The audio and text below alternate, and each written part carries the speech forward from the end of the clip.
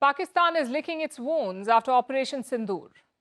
They were stunned by India's superiority. Indian fighter jets destroyed terror targets with impunity. Indian missiles slammed into Pakistani bases. But Islamabad was frozen, and the loss appears to have jolted them. So 3 months later, they have unveiled something new: the Army Rocket Force.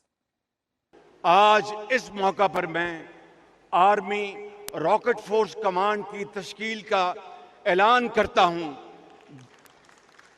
जदीद technology की हामिल और दुश्मन को हर सिमत से निशाना लगाने की सलाहियत रखने वाली ये फोर्स, ये कुव्वत हमारी रवायती जंगी सलाहियत को मज़ीद मजबूत करने के हवाले से एक और संग मील साबित होगा।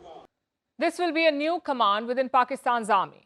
Its job to build and operate conventional missiles. That's ballistic, cruise, and maybe even hypersonic missiles. Basically, Pakistan wants to hit deep inside Indian territory.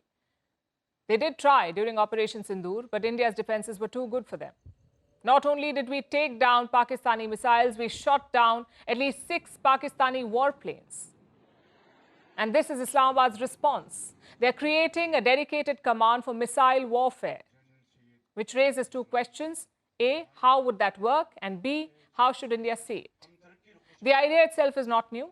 Pakistan's iron brother China also has a missile command. It's called the PLA Rocket Force. In West Asia, Iran has a dedicated missile command. It's called the IRGC Aerospace Force. We saw them in action earlier this year. Iran fired dozens of missiles at Israeli targets. So like I said, the idea itself is not new. Here's how a Pakistani official described it. The rocket force would have its own command in the military, which would be dedicated to handling and deployment of missiles in the event of a conventional war. It is obvious that it is meant for India. Well, that was never a secret. Of course, this move is aimed at India. But how should New Delhi see it? Well, India's own missile arsenal is very strong. You've got a mix of ballistic and cruise missiles, like the Agni series, the Prithvi series, and of course the BrahMos. The BrahMos is a lethal cruise missile developed by India and Russia. It has a whopping 95% success rate. And Pakistan saw that firsthand in May. That's when BrahMos missiles thudded into multiple bases. And this is where India has the edge. New Delhi has not officially revealed its missile stockpile, but there are estimates. Some say that there are 1,500 BrahMos missiles alone. A Chinese think tank put the number way higher. It believes there are around 14,000 BrahMos missiles. As for the ballistic missiles, we have no clue. Your guess is as good as mine. But here's what we do know.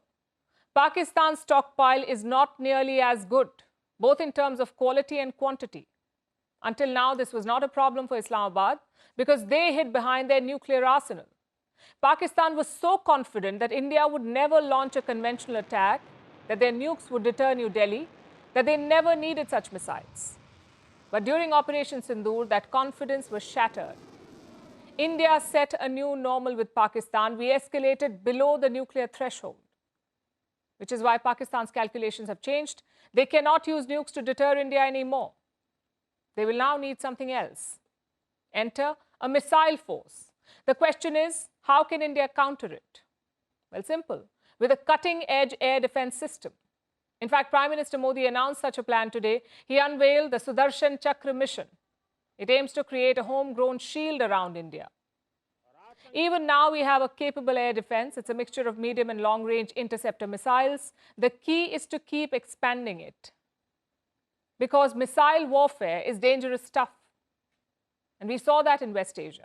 Israel has a cutting-edge air defense system. They had support from the US and Arab partners, yet Iranian missiles managed to sneak in. They caused a lot of damage to Israeli cities. And India should be mindful of that. Unlike us, Pakistan is a reckless country. They won't limit their missiles to air bases or runways. They will hit civilian targets. So the mission is to sharpen our aerial platforms, both offensive and defensive. Firstpost now available in 9 languages on YouTube. English, at $36 trillion. French, Le FMI, comme German, Geschäftsführenden Direktoren, Hindi, $30 trillion ka karj mo. Indonesian, pemerintah tanpa pemeriksaan, Italian, sekali radikali, Japanese, 4兆ドル以上も Portuguese, por causa do próprio balanço patrimonial. Spanish. Beautiful bill. Go to Settings, click on Audio Track and select the language of your choice. Be the first to know what's happening around you in your first language. Firstpost.